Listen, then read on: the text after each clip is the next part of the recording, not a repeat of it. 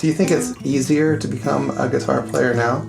I think it's easier to fake it. Yeah. Hey everybody, thanks for tuning in. I'm with my buddy Sam. I've known him for a very long time. You've seen him on some other videos that we've done in the past.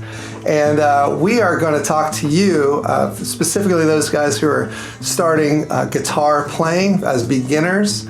What we want to do is just talk about our experience. I have a couple more years on you. I'm not going to say exactly how many, but Sam's been playing for 20 years, and he's a worship pastor as well as me.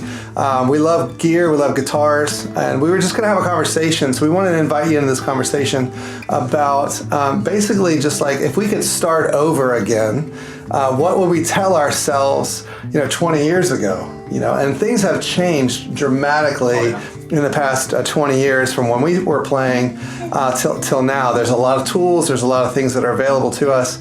So, but if we could go back, and tell ourselves. So I gave Sam the scenario, if he had someone join his worship team, and they were kind of like beginning, just kind of learning how to get started, what's a couple of things that you would kind of tell them? And you had an interesting response. You had an interesting thought. So I wanted you to go ahead and share that first thought that you wanted to share with that person who was. And I'll explain why. Yeah, too. Go ahead. Yeah. All right. So the very first thing I would do is I would invest in a decent guitar to begin with. I'm not talking, like this one, a couple $1,000 Taylor, but spend some good money on a guitar. Spend some time with the guitar. When you first start playing, there's a few things that can discourage you. One of those things is how difficult the particular guitar that you choose is. So if you start learning on acoustic specifically, your fingers will hurt, your fingers will bleed occasionally, depending on how often you practice and how long. But once you really start getting into it, I found myself getting discouraged because I had a $50 guitar that we picked up off of back then it was like Craigslist, I think it was. And so I got a little discouraged because I was playing what I was seeing and it just wasn't turning out exactly how I wanted it to sound. Yeah. As the years went on, I've learned more about gear. I started upgrading my guitars that I had.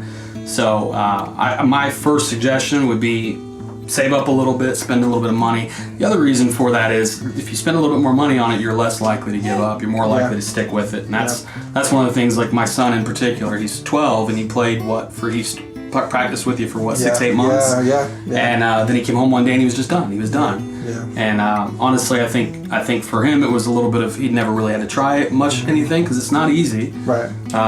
But if you can stick with it, the more money you put into it, the more likely you are to stick with it as well. On top of that. Yeah, I agree. And if you guys are hearing a baby in the background, it's baby Amelia. She's right here. Sam's doing daddy daycare right now on double duty, so just in case Amelia kind of shouts a little bit. She'll make some funny noises. So, I think that for me, I had this guitar actually. This is my dad's guitar. I did a featured video on this one. This is a Gibson ES 330. He bought this at a pawn shop many years ago. So when I first got my guitar that my dad bought me, it was at that point it was about $600. We went to the store. He got it on discount. And it was like $450. I remember we're old. So I mean, $600 many years ago. I mean, it was a good. He paid good money for it, and so I went back to the house, and he had pulled out his guitar, and this is the guitar that he pulled out. I had no idea that he even had it. So you might even have a family member that has a gem sitting under the bed for 20, 30 years. If they've got one of those, pick it up. Yeah. So this one just does everything right. For me, I think it's currently out of tune because I've been playing the snot out of it for the past couple of days. But so that kind of gave me I tried this guitar, I was playing this guitar, and then I played the other ones, and I was like, wait a minute, there's something very different about the way that this one makes me play a little bit better. Yep. I mean, the quality of the guitar was better. And so I did exactly what you said. I got frustrated enough with the guitar that I was playing. Now, granted, I played a Washburn Oscar Schmidt. Remember that? Man, you remember that? So had a single tone and volume knobs on it. When I went to go play in a PA system at the church, the sound guy, I'll never forget, he's asking me, "Do you got any more volume?" And I'm like, I don't know. I just pushed it all the way up. I didn't understand that those guitars don't really have a lot of presence, So I didn't even understand how that all works. So basically, I'm sitting there on stage, trying as best I can. I have no idea what I'm doing, you know. Oh, yeah. But I know I want to play, and I know a couple of chords, and they gave me the opportunity to do it. You know, you fast forward, learning how to play guitar, the pressure of having to play a song that someone gives you, and then you have to be able to play it. Yep. That was the thing that really kind of created some positive pressure for me at that point. Same. I was 15 when I started playing, and 2 weeks after I started playing, I led my first worship set in my youth group at church because there was nobody else to do it, and I thought I was pretty awesome because I was the 15-year-old kid that played guitar. Honestly, I was trying to pick up girls, but it worked out. But I was able to start, I was able to learn those songs, and they were terrible, absolutely horrible. I'm sure if there's recordings anywhere of the first two sets, they were an atrocity. But 20 years later, I stuck with it, man, and I'm thankful now that I did because there was many times I almost quit. Yeah. And the first songs that you learned, were they church songs, like worship songs, gospel songs? Yeah, they were 3 chords, Oh, really? 3 cowboy chords. That's all it was, just real simple. And I think for me, it was a little bit different, is because I didn't grow up in the church or anything like that. So I had all these this robust knowledge of reference points of Motown songs, 60s, 70s, 80s songs, of which I love. I just did a recording of Earth Angel, and it had a little bit of a tutorial for you to follow. So the idea was like, those are songs that are special to me. And I hear a lot of those Motown beats, a lot of those original recordings in the newer songs now. It's I'm constantly listening for that, and there's a lot of borrowing going on in the past 10 years. Oh yeah, there's been lawsuits from other, all kinds of musicians from songs they wrote 30 years ago. Yeah, and specifically, it's interesting that you bring that up because Ed Sheeran was basically giving his defense as to the songs, and he was using the same chord progression and playing multiple songs all at the same time when he was testifying, which is interesting for you as a beginner. As you're learning, you'll find that the chords that you begin to understand, like let's say G, C, D, E minor, those chords, depending on how you approach the chord, it can change the style of the chord, right? So you can use a syncopated beat. That would be more like a reggae style. If you use like more of a bluegrass kind of sound, that's it all depends on how you strum it. So I've likened it to this idea, and this is something I wanted to share with you and share with you guys. There's 3 basic things, kind of like three parts, 3 legs to a stool, right? The first is chord vocabulary. The second is strumming and rhythm, and the next is chord transitions. Those 3 things, you never really kind of get away from those. No. And that's what I've been understanding now as I've been kind of teaching guitar and thinking about it. I'm always thinking in those 3 zones, in those 3 individual zones. Now, what's interesting about chord vocabulary is that the number of chords on the guitar is overwhelming. Yes. Did you ever buy one of those chord books? Yes. Yeah. Don't do that. Was that helpful for you, or what? At the beginning, no. It was real overwhelming at the very beginning. Yeah. So my teacher, the guy who I had a few lessons with when I first started playing, he had that, and that's basically how he was teaching me. Is he was going through this chord book and showing me all these chords. No music theory behind it, none of that. No strum patterns, nothing else. Just chords. These are the chords. Wow. And so that's what was my building point. And I learned, I think I took six lessons with him, and then he was like, well, that's everything I know. So I've been self-taught ever since. Wow. So progressions, switching between chords, transitions, strum patterns, all of that's been stuff that I've had to kind of pick up and learn on my own on the way. So do you feel like learning it on your own was kind of a double-edged sword? Yeah. That it was helping you like learn how to do it, but it took a lot longer in order to be able to do it? Yeah, I think I kind of put myself in a box, because when I'm picking up on chord patterns and on transitions and stuff like that, it was based on the music I was listening to at the time, which I've always been the person that listens to every different genre except jazz. I'm not a jazz guy. No, not a jazz person. All the instruments just clashing at once. It's not a good thing. It's not clashing. It's a choice. I get it. It's a choice I don't like. But for me, that was a lot of country music back then. Country music was a huge influence on me, and worship music too. Right. She's making a lot of noise. Give me a second. So I took a lot of influences from both of those genres, which honestly, the two genres are pretty simple. Yeah. Are pretty similar. I mean, you got country music, which steals from old school rock and roll, Right. old school Motown, old school Sure. R&B. Yeah. It's all and worship borrowing. music It's all does the kinda same like- exact thing. Yeah, yeah. Let me show you something on the guitar. So when you first learn guitar, typically people tell you like you have to learn a G chord, like a G major chord, which looks like that. But there's a company called Loog, Log, and they teach. They have like guitars for kids, and I learned from this kid's guitar. The way that their method is that instead of just using all 6 strings, only use the bottom 3 strings, right? So as a guitar player, when you're beginning and you're learning, you're thinking that I have to play all 6 strings in order to be able to make a chord. Well, a chord is just 2 notes put together. It has to be at least 2 notes. So if you look at like a D major chord, which sounds like this, those are 3 individual notes. It's called a triad, right? Well, you can actually play the entire C major scale in chords on those bottom 3 strings, right? I have a video on that. It's a very short video, but it's C major is here. So the C major triad. So you put your index finger right there on the first string, on the second string, on the B string, and just strum. That's C, right? And then the difficult chord that everybody tries to get to is that D minor.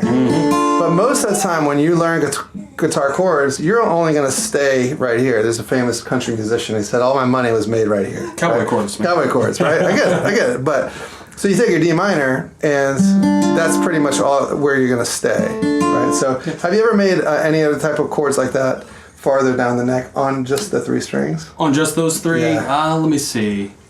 I do a B minor, but I think it uses the bottom 4. Right, the top 4. You kind of cut it in half, yeah. so yeah, like that, yep, right? Yep. But I think that's 4. But I mean, even still, that chord would still apply with Right. the 3 strings because all you got to do is remove 1 finger. So what's really neat is that what they're teaching with kids is they're teaching them just triads, just breaking the chord down in half. So this note, this C here, so you have this E, this C, and this G.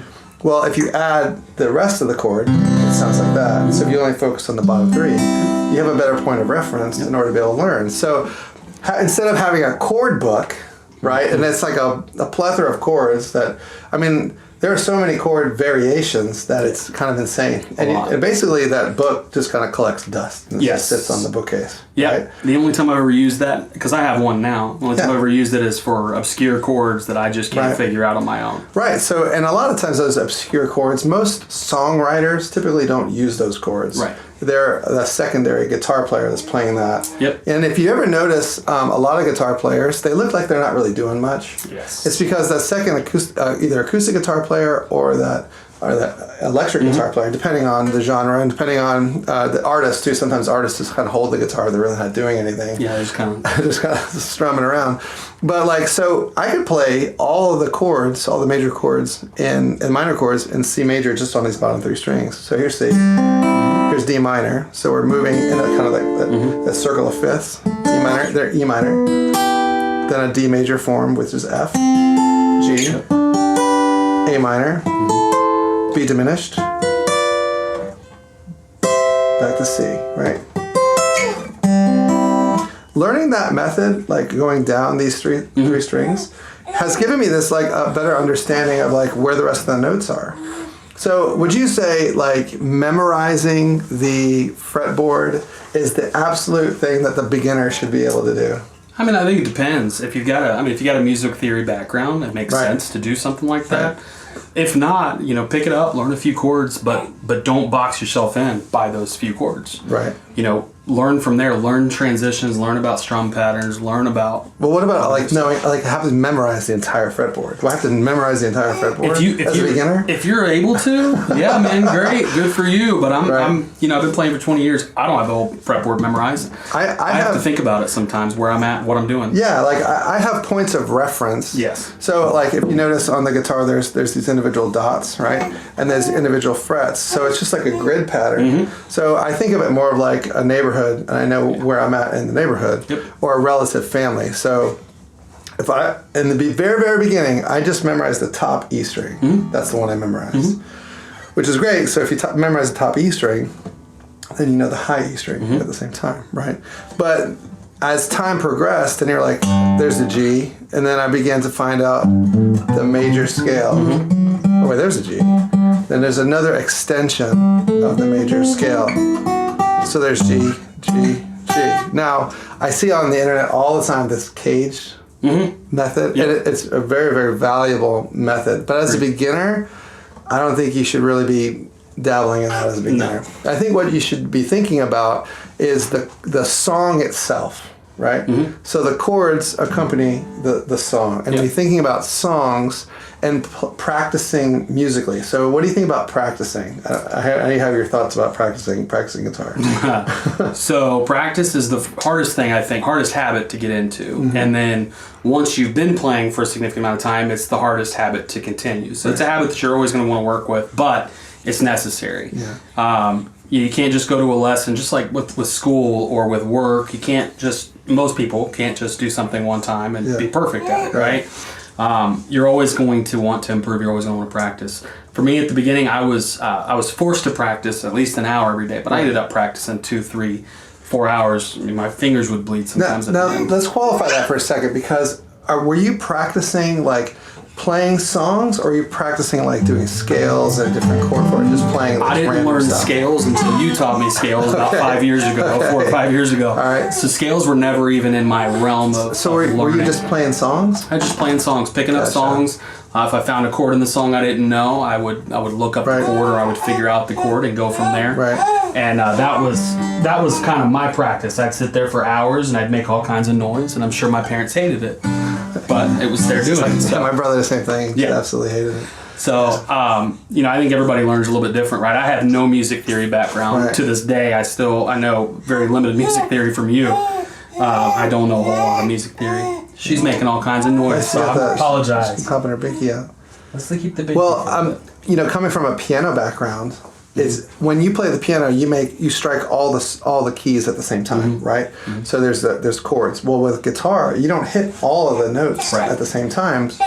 So that was really kind of like the big aha moment for me. It was like, wait a minute, these strings are open, but they're still included in the chord. Yes. That was very difficult to figure out. It's a weird concept to get a hold of. To coming from the piano to the acoustic guitar. All right, so practicing, I think I hear what you're saying, and practicing basically like, it's play songs, right? And just enjoy playing. Make sure you have your guitar strings nice and clean. Change your guitar strings. That'll inspire you to play a little bit more, as having your guitar strings nice and clean. If you need to know how to restring them, I got videos on that on the channel. Also, having a guitar like readily available, and just have it on a guitar stand, and a guitar that feels good. I think that's I don't think that can be overstressed, because again, when I started playing it, the guitar I played did not feel good. There was no strings I could put on that thing that made it feel okay to play. It just hurt always. So having a guitar that feels good in your hands, and for everybody that's different. I'm not going to sit here and say that there's one brand that's better than the other. I think it's just different for everybody. Right. Yeah. So for sure, play around with guitars. Go to Guitar Center or whatever music store you have close to you. Try them out and enjoy them. Right. I'm heating up a bottle. So that's so crazy. Forgive me. Man, this is so high tech. I've never seen that before. Listen. With my kids, man, we didn't have that. Yeah, no. Well, with Gage, we didn't. That's fancy. Yeah, no. See, my almost 13-year-old, we didn't have that either. We had a microwave or a stove on the top. That is interesting. Well, as we're kind of waiting for that thing to heat up, the technology that's available now. Do you think it's easier to become a guitar player now? I think it's easier to fake it. I think there's so much out there, as far as effects pedals. You and me, we've talked about pedals probably 100 hours over the last year, even just talking about them, because there's so many different pedals out there. If he's got 2 different boards sitting here on the floor that are, one is very, very different from the other. Right. I think it's really easy to fake it. I think that using the pedals to make yourself sound better is not the way to go. Make yourself sound more dynamic, to add some reverb, stuff like that. I'm a simple guy. I like, my boards are very simple. I have my multi-effects pedal, which I use my cabs and stuff like that, and then I have a reverb pedal, and that's basically it. Tuner pedal, but Yeah. So, what do you think about? Let me just pull that up. So, what do you think about pedals? Like, so you have a guitar player. So, acoustic guitar. The majority of the guys who are watching, the guys and gals who are watching this, are beginner guitar players, acoustics.